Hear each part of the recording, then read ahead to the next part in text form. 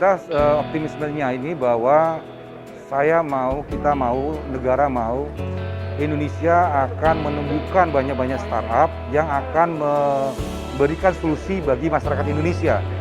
Intinya kita ingin menjadi tuan di rumah sendiri.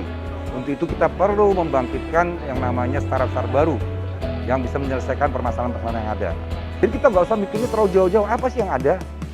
Semakin banyak masalah itu dihadapi, apalagi kalau kita rasakan sendiri dan kita ingin carikan solusinya, itu pasti akan menjadi prospek untuk menjadi startup yang besar. Jadi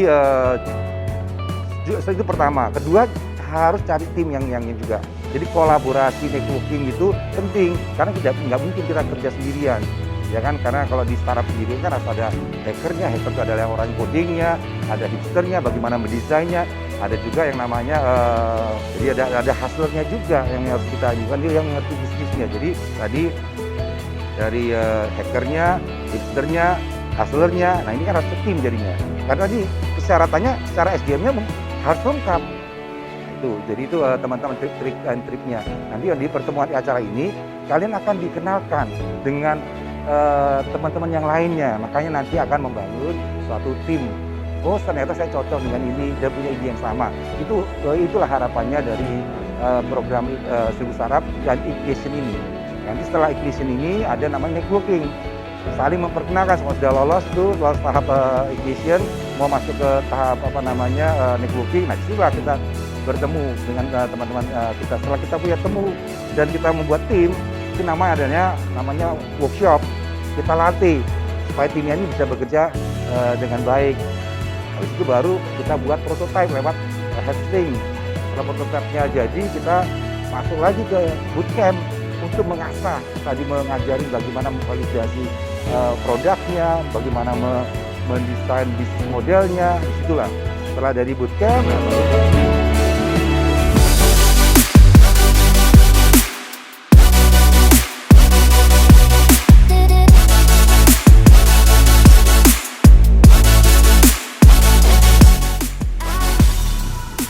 ini adalah sebuah kesempatan buat generasi muda yang ingin membangun startup-nya. Program 1000 Startup akan memberikan fasilitasi, berbagai workshop, ada incubation, bahkan seluruhnya merupakan program yang terintegrasi yang disampaikan oleh Kementerian Kominfo melalui Direktorat Pemberdayaan Informatika. Oleh karena itu, jangan tinggalkan kesempatan berharga ini, mari bergabung, seluruhnya gratis, sehingga bisa mengajak seluruh masyarakat untuk membangun technopreneur di Indonesia.